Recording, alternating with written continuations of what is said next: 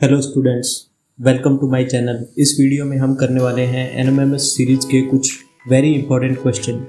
इनको करने के बाद आप एनएमएमएस परीक्षा में आने वाले नंबर सीरीज के कोई भी प्रश्न को आसानी से हल कर पाएंगे। यदि आपने नंबर सीरीज के बेसिक सीखने हैं तो हमारे पहले वाले 2 वीडियो देखें। तो चलो स्टूडेंट्स शुरू करते हैं। हमारा पहला प्रश्न है 1, 11, 21, 31। इसकी नेक्स्ट संख्या क्या होगी? यहाँ पर हमें देखना है 1, 11, 21, 31 की नेक्स्ट संख्या क्या होगी। तो ये हमारे ऑप्शन है यहाँ पर A41, B40, C48 और D51। तो इन क्वेश्चनों को सॉल्व करने के लिए सबसे पहला काम हमें जो करना है वो इनके अंतर देखने हैं। अगर अंतर से पैटर्न नहीं पकड़ में आता है तो हमें नंबर 1 अभाज्य संख्याएं, नंबर 2 पे संख्याओं के वर्ग और घन, नंबर 3 पे डिवीजन और मल्टीप्लिकेशन, और सबसे लास्ट में माइनस प्लस यानी जोड़ घटाव का पैटर्न देखना है। तो अभी देख रहे हैं 1 और 11 में जो अंतर है वो 10 का है, 11 और 21 में जो अंतर है फिर से 10 का है, 30 और 31 में अंतर फिर से 10 का है, यानी संख्याएं 10-10 बढ़ रही हैं। तो आप ही बताइए अगली संख्या क्या होगी। 31 में 10 जोड़िए तो बताओ कितने आएंगे? 41। तो कौन सा ऑप्शन सही है पहले क्वेश्चन का? ए। हमारा आंसर है 41। बढ़ते हैं दूसरे क्वेश्चन की ओर। दूसरा क्वेश्चन है 1, 8 और 27। तो इन संख्याओं को देखने से ही पता चल रहा है कि ये घन संख्याएं हैं, यानी ये इसी संख्या का घन है। तो मैंने आपको पिछले वीडियोस में भी बताया था। यदि आपने पिछले वीडियोस नहीं देखे हैं तो पहले उनको देखें, क्योंकि उनमें इन नंबर सीरीज की कॉन्सेप्ट समझाई गई है। तो मैंने पिछले वीडियो में आपको बताया था कि आपको जो है कम से कम 1 से 15 तक के क्यूब घन याद करने होंगे, 1 से लेकर 30 तक के वर्ग याद करने हैं, और इसके साथ 2 से लेकर 20 तक के टेबल भी याद कर लें। तो आप नंबर सीरीज और मैथ दोनों में अच्छा स्कोर कर पाओगे। तो इन संख्याओं को देखने से पता चल रहा है कि जो पहली संख्या है वो 1 का क्यूब है 1, जो दूसरी इसमें संख्या है 8 वो 2 का क्यूब है, 2 का घन है 8, और तीसरी जो संख्या है वो 3 का घन है 27। अगली जो संख्या आएगी वो 4 का घन होना चाहिए। तो 4 का घन कितना होता है? 64। आपको इन प्रश्नों को करते समय यूं ही बैठे नहीं रहना है, नोटबुक और पेन साथ रखें और खुद भी करने की कोशिश करें। अगला क्वेश्चन 121, 100, 81 और 64। तो देखिए बच्चों, ये फिर से एक ऐसा सवाल है जिसमें पिछले सवाल में घन संख्याओं का प्रयोग किया गया था, इस सवाल में वर्ग संख्याओं का प्रयोग किया गया है, और वो भी घटते क्रम में किया गया है। तो 11 का स्क्वायर, 10 का स्क्वायर, 9 का स्क्वायर और 8 का स्क्वायर। यदि इन प्रश्नों को आप अंतर निकाल के करने बैठेंगे तो आप इनके आंसर नहीं निकाल पाएंगे। हमें इनके लिए वर्ग और घन संख्याएं याद होनी चाहिए, फिर ही हम कर पाएंगे इन क्वेश्चनों को।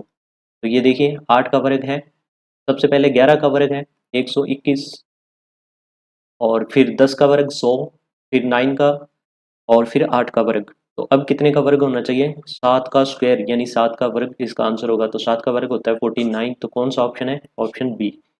बढ़ते हैं नेक्स्ट क्वेश्चन की ओर। अगला क्वेश्चन है 16, 8, 4 और 2। तो इस प्रश्न को करेंगे। तो 16, 8, 4 और 2। अब यहाँ पर जो है 4 तो वर्ग संख्या है, 2 घन संख्या है, परंतु यहाँ पर वर्ग और घन का पैटर्न लागू नहीं हो रहा, अभाज्य संख्याओं का पैटर्न भी लागू नहीं हो रहा। तो अब हम जो पैटर्न लागू करेंगे वो करेंगे भाग और गुणा का। तो देख रहे हैं, देखो 16, फिर एकदम से संख्या आधी हुई 8, फिर आधी हुई 4, फिर से आधी हुई 2। तो यानी ये संख्याएं जो लगातार आधी हो रही हैं, जब भी संख्याएं आधी होती हैं तो इसका मतलब वो 2 से विभाजित हो रही हैं, यानी उनको 2 का भाग दिया जा रहा है। तो 2, जैसे 16 को 2 का भाग दिया तो आंसर आया 8, फिर 8 को 2 का भाग दिया गया, आंसर आया 4, फिर 4 को 2 का भाग देंगे, 2 दूनी 4, आंसर आया हमारा 2। अब हमें 2 को 2 का भाग देना है, 2 को 2 से विभाजित करना है, या फिर ये कहें कि हमें 2 का आधा करना है। 2 को 2 से विभाजित करेंगे तो आंसर आएगा 1, यानी 2 का आधा कितना होगा? 1। हमारा जो ऑप्शन सी यह बिल्कुल सही है। फिर नेक्स्ट चलेंगे। अब देखिए आप इसमें ये भी सोच सकते थे कि इसमें 8 कम हुए, फिर 4 कम हुए, फिर 2 कम हुए, तो अब कितने कम होंगे? 1 कम होंगे। तो भी आंसर कितना आएगा? 1। बढ़ते हैं क्वेश्चन नंबर 5 की ओर। 81, 27, 9 और 3। ये देखने में लग रहा है कि 9 का वर्ग है, परंतु ये संख्या वर्ग नहीं है। तो अब यहाँ पर फिर से संख्याएं कम हो रही हैं। जब संख्याएं कम होती हैं तो वो या तो घटाव होगा और या फिर वो भाग होगा। तो हम देखते हैं भाग। तो 81, 27, 9 और 3, इधर से देख के इस तरफ से इधर चलें तो हमें पता चल रहा है कि ये 3 के ही सभी भाजक संख्याएं हैं। सभी संख्याएं 3 से ही विभाजित हो रही हैं। तो 81 से 3 का भाग देंगे। 81 को 3 का भाग दिया, 3 दूनी 6, 2, 21 और 3 सता 21। तो पहली संख्या आ गई हमारी 27। फिर 27 को फिर से 3 से विभाजित किया गया, तो 3 निमा 27। फिर अगली संख्या फिर से 3 से विभाजित करेंगे, तो 3, 3 3 9। अब जो संख्या है लास्ट संख्या 3, इसको भी हम 3 से विभाजित करेंगे। तो आप खुद बताइए, जब 3 को 3 से विभाजित करेंगे तो आंसर कितना आएगा? 1। इसमें हमारा ऑप्शन 1। अब हम बढ़ते हैं क्वेश्चन नंबर 6 की तरफ और देखेंगे कि इसमें कौन सा पैटर्न बैठ रहा है। तो पहले देखेंगे इनका अंतर 0, यहाँ पर डिफरेंस +1, यहाँ पर डिफरेंस +2 और यहाँ पर जो है -1, यानी 1 कम हो गया। तो माइनस प्लस का पैटर्न जो है वो यहाँ पर नहीं बैठ रहा है। माइनस और प्लस वाले दोनों पैटर्न जो है यहाँ पर नहीं बैठ रहे हैं। अब हम देखते हैं कि कई बार हमारे सामने ऐसी श्रृंखलाएं आती हैं जिनमें 2 श्रृंखलाएं एक साथ चलती हैं, जैसे 1, 2, 3 और फिर यहाँ पर 4। पर हमें तो यहाँ पे बीच वाली संख्या बतानी है। हम देखेंगे पहली संख्या 1 है, फिर 4 है। अब हमारे पास 2 ऑप्शन है। एक तो हम ये सोच सकते हैं कि 1 और 4 इनमें +3 जुड़ रहे हैं। +3 अगर जोड़ेंगे तो 1 में 3 जुड़े 4 आ गए और 4 में 3 जुड़े तो 7, जो कि हमारे ऑप्शन में नहीं है। इसलिए ऑप्शन के अनुसार चलना पड़ेगा। हम वर्ग का पैटर्न लगा के देखते हैं। 1 का वर्ग, 2 का वर्ग, अगली संख्या है 3 का वर्ग। हमारा जो आंसर होगा वो होगा 3 का स्क्वायर, यानी कितना? 9। अब बढ़ते हैं नेक्स्ट क्वेश्चन, क्वेश्चन नंबर 7। 27, फिर 3 आ गए, फिर 8, फिर 2 आए, फिर 1। इस पैटर्न को देख रहे हैं कि बिल्कुल संख्याएं जो है असामान्य रूप से घटिया बढ़ रही हैं। तो इसमें जो है जोड़ घटाव का पैटर्न तो काम नहीं कर रहा है। अब इनको देखने से हमें पता चल रहा है कि यहाँ पर 3 लिखा है और अगली जो संख्या है 27, ये इसका क्यूब है। 3 का क्यूब है 27। फिर यहाँ पर 2 लिखा है और 2 का क्यूब 8। 2 का क्यूब 8। यहाँ पर 1 लिखा है, तो हमें पता करना होगा कि 1 किसका क्यूब है। 1 जो है वो 1 का ही क्यूब होता है, 1 का ही घन होता है। तो यहाँ पर घन संख्याओं का पैटर्न है इस प्रश्न के अंदर। 1 का घन 1, तो हमारा ऑप्शन बी राइट। बढ़ते हैं नेक्स्ट क्वेश्चन की ओर। हमारा जो अगला क्वेश्चन है 0, 2, 6, 12। अब इसमें आगे क्या आएगा? तो यह जो संख्याएं हैं +2, +4, +6। तो यहाँ पर तो एक जो 2 का पहाड़ा है वो लगातार जुड़ रहा है, यानी पहले 2 जुड़े, फिर 4 जुड़े, फिर 6 जुड़े। यहाँ कह सकते हैं सम संख्याएं जुड़ रही हैं। अगली सम संख्या है 8, तो 12 में जुड़ेंगे 8। 12 और 8 20। फिर बढ़ते हैं क्वेश्चन नंबर 9 की ओर। -21, -14, -7। इस क्वेश्चन को करने से पहले मैं चाहता हूँ कि आप देखें एक संख्या रेखा। यहाँ पर हम एक संख्या रेखा बना रहे हैं। संख्या रेखा क्या होती है? ऐसी रेखा जिस पे संख्या दिखा सकते हैं। तो यहाँ पर बीच में 0, इधर जो है प्लस वाली संख्याएं आती हैं, 4, 5, 6, 7, 8, 9, 10, 11 और इधर जो है माइनस की, -1, -1, -2, -3, -4, -5, -6, -7। अब एक बात देखें कि यदि माइनस की संख्याओं में अगर हम देखें तो इनमें बड़ी संख्या कौन सी है? जैसे अगर मैं आपसे पूछूं कि -7 बड़ा है या -1 बड़ी संख्या है, तो हम जैसे जैसे 0 से दूर हटते जाएंगे माइनस की तरफ, तो संख्याएं छोटी होती जाएंगी। क्योंकि संख्या रेखा में ऐसे ही होता है कि संख्या रेखा में जैसे जैसे आगे बढ़ते हैं तो संख्याएं बड़ी होती जाती हैं, हमारे सामने बड़ी संख्याएं आएंगी, और जैसे हम पीछे की तरफ चलते हैं तो संख्याएं छोटी होती जाती हैं। फिर अगला प्रश्न कि जब हम किसी अंक में या संख्या में कुछ जोड़ते हैं तो वो संख्या पहले से बड़ी होती है या छोटी होती है। तो देखते हैं, जैसे 4 में हम 6 जोड़ें तो वो संख्या अगली जो आई 10, तो वो 4 से बड़ी हो गई। इसका अर्थ है किसी संख्या में जब दूसरी संख्या जोड़ देते हैं तो वो क्या हो जाती है, बड़ी हो जाती है। इसी तरह से इन माइनस वाली संख्याओं में जब हम कुछ जोड़ेंगे, कोई अंक या संख्या जोड़ेंगे, जैसे मान लो -7 में मुझे 2 जोड़ने हैं, तो आंसर कितना आना चाहिए, हमें 2 इधर जाना है या इधर 2 जाना है। आंसर -9 आना चाहिए या -5। तो आंसर -5 आएगा, क्योंकि जब हम जोड़ करते हैं तो संख्या रेखा में दाईं तरफ चलते हैं, राइट साइड, इस साइड, और जबकि घटाव करते हैं तो संख्या रेखा में लेफ्ट साइड चलते हैं। अब चलते हैं अपने प्रश्न की ओर, वापस देखें। -21 -14, तो ये छोटी संख्या है और ये बड़ी संख्या है। तो छोटी संख्या से बड़ी कब बनती है, जब उसमें जोड़ होता है। इसका मतलब -21 में जो है वो 7 ऐड हुए और आ गया -14। अब -14 में फिर से 7 ऐड हुए तो आया -7। अब जो है -7 में 7 ऐड करने हैं, तो फिर से हमारी जो है हम बनाकर देख लेते हैं एक संख्या रेखा। यहाँ पर ये रहा 0, -1, -2, -3, -4, -5, -6 और -7। इसमें हमें जो है 7 ऐड करने हैं, तो यानी 1 ऐड करेंगे, 1, 2, 3, 4, 1, 2, 3, 4, 5, 6 और 7। हमारा अंक संख्या क्या आ गई, 0।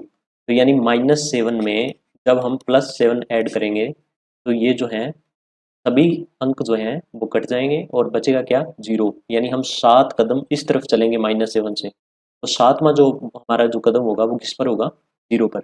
इसलिए इसका आंसर है 0, यानी -7 में +7 ऐड करेंगे तो 0।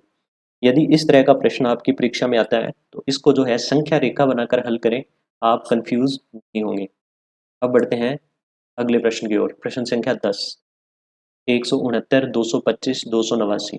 तो देखिए ये फिर से वर्ग संख्याएं हैं। वर्ग संख्याएं अगर आपने नहीं लिख रखी हैं तो लिख लें। 1 का वर्ग 1, 2 का वर्ग 4, 3 का वर्ग 9, इसी तरह से 4 का वर्ग 16, 5 का वर्ग 25, 6 का वर्ग 36, 7 का स्क्वायर 49, वर्ग और स्क्वायर एक ही बात है। 8 का स्क्वायर 64, 9 का स्क्वायर 81, 10 का स्क्वायर 100, 11 का स्क्वायर 121, 12 का स्क्वायर 144, 13 का स्क्वायर इसी तरह से 169, 14 का स्क्वायर 196, 15 का स्क्वायर 225, 16 का स्क्वायर 256, 17 का स्क्वायर 289, 18 का स्क्वायर 324 और 19 का स्क्वायर होता है 361। अब इस प्रश्न को आप देखें, यहाँ पर है 169, जिसको देखने से अगर आपने स्क्वायर रूट याद कर रखे हैं, स्क्वायर याद कर रखे हैं, तो आप देखते समझ जाओगे। पहले है 169, 13 का स्क्वायर, फिर है 225 यानी 15 का स्क्वायर 225, फिर है 289 यानी कि 17 का स्क्वायर 289। तो यानी एक स्थान छोड़कर 13 का, फिर 15 का, फिर 17 का, तो अब किसका आएगा, 19 का स्क्वायर। 19 का स्क्वायर होता है 361, तो हमारा आंसर हो गया 361। अब हम बढ़ते हैं प्रश्न संख्या 11 की ओर। इस प्रश्न में 10 और 11 में अंतर है +1 का, 11 और 18 में अंतर है +7 का, 18 और 37 में अंतर है +19 का। इससे हमारा पैटर्न सॉल्व नहीं हुआ तो हम देखेंगे इनके बीच का अंतर और देख लेते हैं एक बार, +6 और +12। अब हमें क्या होगा कि यहाँ पर 2 श्रृंखलाएं चल रही हैं। अब यहाँ से 2 संभावनाएं बन रही हैं कि एक तो 6 जुड़कर, यानी 6, 12 और फिर 6 का पहाड़ा ही जुड़े आगे 18, और ये जोड़ किस में होगा, ये इस श्रृंखला में होगा, पहले 1 में, 7 में और 19 में, यानी अब 19 के साथ जोड़ होगा। तो 19 और 18, 19 और 18 बराबर हो गए कितने, 37। और अब ये 37 जुड़ेंगे इस श्रृंखला में आकर, 37 और 37 तो 74। इस क्वेश्चन का आंसर है ऑप्शन डी 74।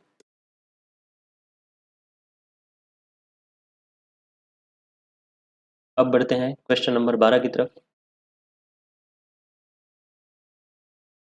100 और 99 में अंतर -1, फिर -4, फिर -9। हम देख रहे हैं ये 1 का वर्ग, ये 2 का वर्ग, ये 3 का वर्ग। अब कर देते हैं 4 का वर्ग इसमें से माइनस। 86 में से 4 का वर्ग होता है 16, 86 में से 16 कम हुए तो आगे 70। अब बढ़ते हैं नेक्स्ट क्वेश्चन, क्वेश्चन नंबर 13। यहाँ पर देखिए ये सभी जो हैं घन संख्याएं हैं, जैसे 1 का घन 1, 2 का घन 8, 3 का घन 27, 4 का घन 64, 5 का घन 125, 6 का घन 216, 7 का घन 343, 8 का घन 512, 9 का घन 729। तो देख रहे हैं पहले 729 यानी जो कि है 9 का घन, फिर है 343 जो कि है 7 का घन, फिर है 125 जो कि है 5 का घन, फिर है 27 जो कि है 3 का घन। तो 9, 7, 5, 3 और अब आएगा 1 का घन, 1 का घन 1 आंसर। अब बढ़ते हैं क्वेश्चन नंबर 14 की तरफ। देखिए ये फिर से क्वेश्चन नंबर 6 जो है वो रिपीट हो गया, इसलिए अब सीधा हम क्वेश्चन नंबर 15 पे करेंगे। 0, 1, 3, 12। ये क्वेश्चन थोड़ा लेंथी है, इसको हम ध्यान से करने की कोशिश करेंगे। तो अंतर देख रहे हैं, तो अंतर जो है इनसे किसी तरह की कोई श्रृंखला नहीं बन रही। फिर यदि हम इनमें गुणा भाग करेंगे तो भी नहीं बनेगी। तो ये श्रृंखला जो है वर्ग संख्याओं से बनी है, यानी इस श्रृंखला में जो पैटर्न चला है वो है वर्ग प्लस में जोड़, यानी वर्ग भी हुआ है और एक संख्या जुड़ी है। जैसे 0 का वर्ग 0 और इसमें जुड़ा है 1 तो आया 1। फिर दूसरा है 1 का वर्ग 1 और उसमें जुड़ा 2 आया 3। फिर अगली जो संख्या है 3 का वर्ग 9 और उसमें जुड़ा 3, 9 और 3 12। और 12 का वर्ग 144, इसमें जुड़ेगा 4, हमारा आंसर आएगा 148। अब जो है लास्ट क्वेश्चन, 1, 8, 15 और 22। 1 और 8 में अंतर +7, 8 और 15 +7, 15 और 22 +7। अब भी फिर करेंगे +7, 22 में 7 जुड़े कितने आगे 29।